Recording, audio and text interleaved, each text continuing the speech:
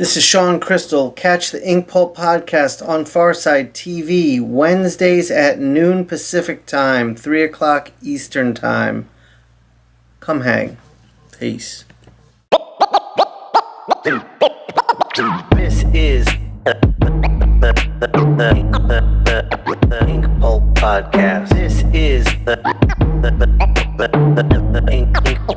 Inkpulp podcast. Comics, hip hop, life.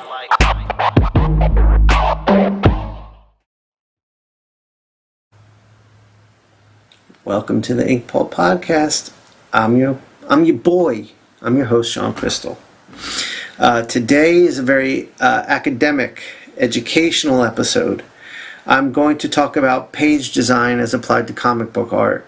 How to lay out your panels, essentially, or I'm going to look at three artists. It's not necessarily a how-to. I'm exploring one theory. There are different theories on page design and how you should approach it, and ask any artist who draws comics. They're all going to have their own religion they live by.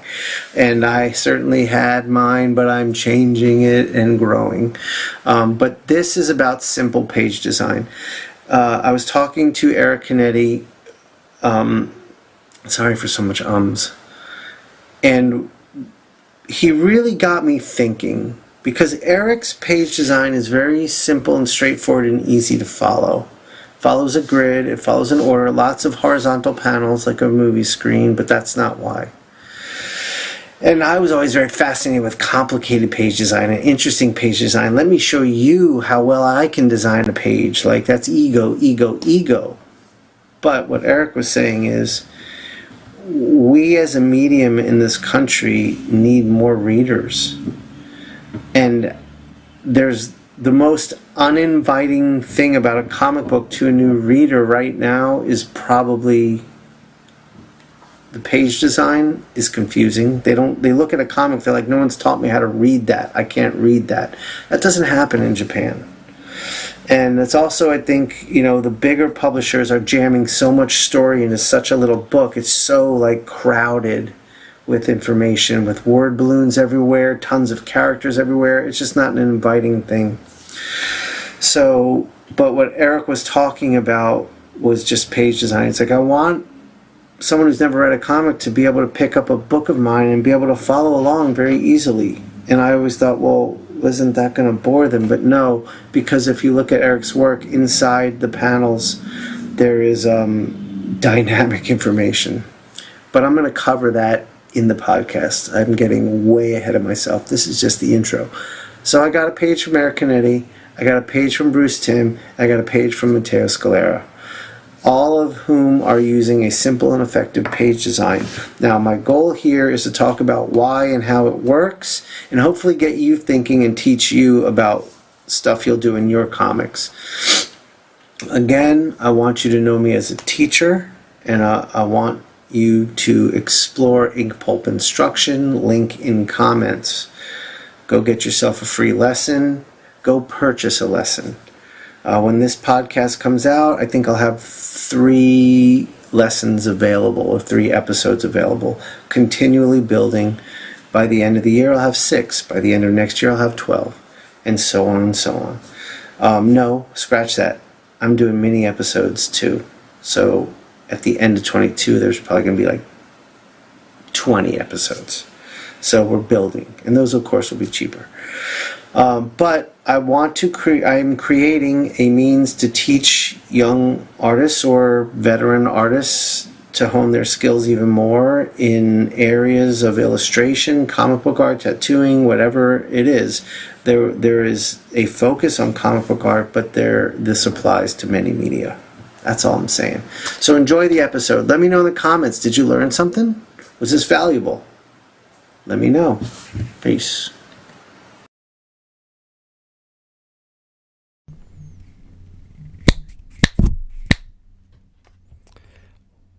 Welcome to the Inkpulp podcast. Today I want to cover simple and effective page design with you. How to lay out your panels, essentially. So first up, I'm going to go through 3 pages. So first up, I've got a page from Bruce Timm. one of my favorite artists, from Batman Black and White, which to me is an invaluable resource. It's a great tool for inspiration and constant education. I think it's a shining example of the medium of comics at its best. Volume 1 I'm speaking of. And it is a collection of some of the best artists, best storytellers, best writers, best designers, best everything, celebrating black and white form of the medium, which I love. So let's talk about this. So Bruce Timm, what we have here is a simple grid foundation. So the first thing we have to understand as storytellers is how we in Western civilization read. And we read left to right first, then top to bottom. So we are basically following this pattern through the page. Now, I've spoken to my friend Eric Canetti about this. We're going to go over one of Eric's pages in a second. And Eric feels, and I think he's right in this, I went down a rabbit hole of complicated page design, breaking this idea of simplicity. And Eric and I talked, and Eric finds that very uninviting to a new reader because they're not sure how to go about this. And there's some real validity to that because we're trying to bring in new readership now more than ever. So I think it's something to consider. I'm not saying that you shouldn't do really interesting page design work like the Eduardo Risso page we covered, but it's just something to think about. So Bruce Timm is basically saying, this is how we read. I'm going to follow that format. So if we get rid of the artwork and we're left with the panel borders, it's really a simple means of following how you're going to get through the page because of the direction we read in. So someone might say, let's say someone's saying, well, do I go this way? Well, I guess that's an option, but remember, that's not how we read. This is how we read.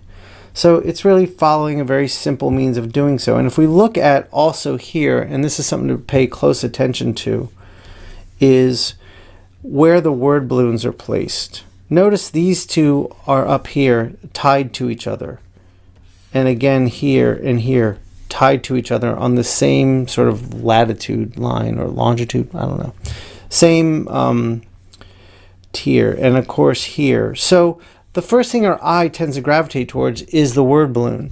So these word balloons also help us effectively navigate the page. Because if we go from, all right, I'm going to read this first. Am I more likely to come down here or go over here? The way we read would say go right.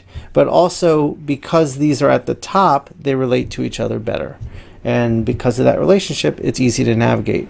So I think Bruce has created a very simple, easy to navigate page design. And when we look at just the panel borders, we can see it for what it is.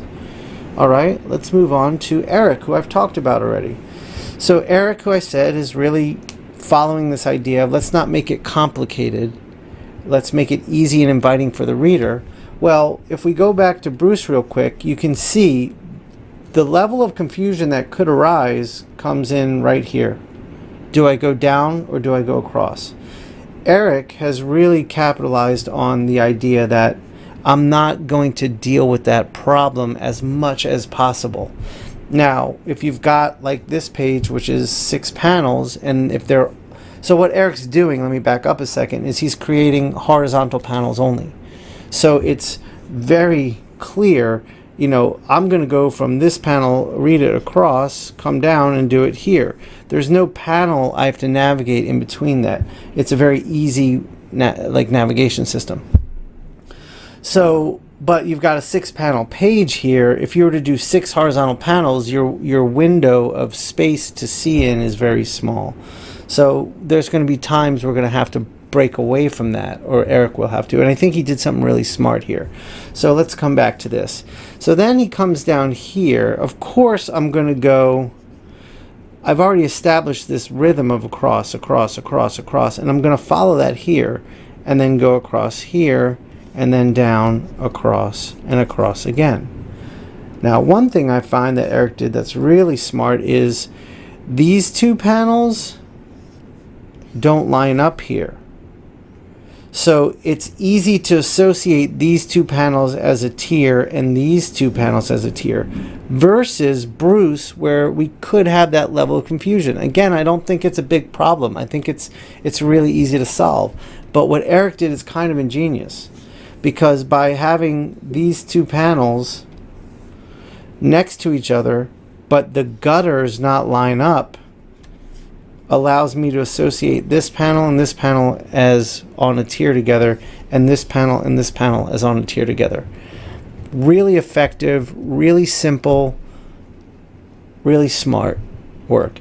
And I don't want you to make the mistake that creating a simple grid or a simple panel layout means that it's uninteresting. I think that's a mistake I might have made.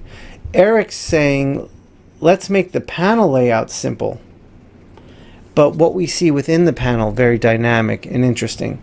So if you just look at the page here that Eric has drawn from Enter the Mandarin Iron Man, it's classic. The camera angles are really dynamic, really interesting. He's moving the camera around a lot here. We've got, a nice Dutch tilt. Our horizon line is about here. Here we're looking down at the subjects.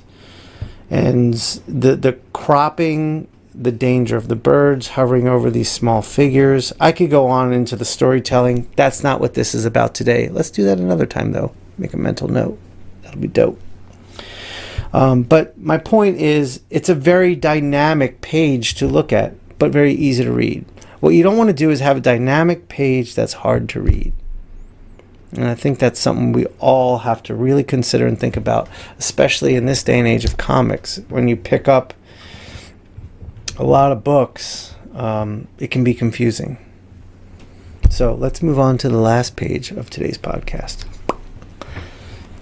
So this is another close friend of mine, Matteo Scalera, and this is from Harley Quinn White Knight, written by another close friend, Shawn Murphy, and his wife, Colleen. So, Matteo's following again, sort of a combination of what Bruce did and what Eric did. So we've got the horizontal panels, which are great compositions. They make us think of a movie screen, and if you study cinematography at all like I do, and I love movie photography, there's so many beautiful compositions that lend to a rectangle. And then down here, he's got the Bruce Timm feel. We've got two panels the same size, and why am I not tempted to go down here? Why am I thinking this is the way to go? Because these two panels they share a relationship in terms of size and space. And then the last panel with no border over it is a bleed. And bleeds are great. They can just be tricky if they're not used effectively, but I think Matteo really used it very effectively here. And it's an ending moment. It's a closing moment for a page. So why frame it in time and space? You want to give it a more timeless feel, right? So yeah, that's basically it. Just a simple, quick overview of simple, effective page design. Things to think about, things to consider. Good luck with your making comics. This is the Inkpulp Podcast. This is the Inkpulp Podcast. Comics. Hip hop. Life.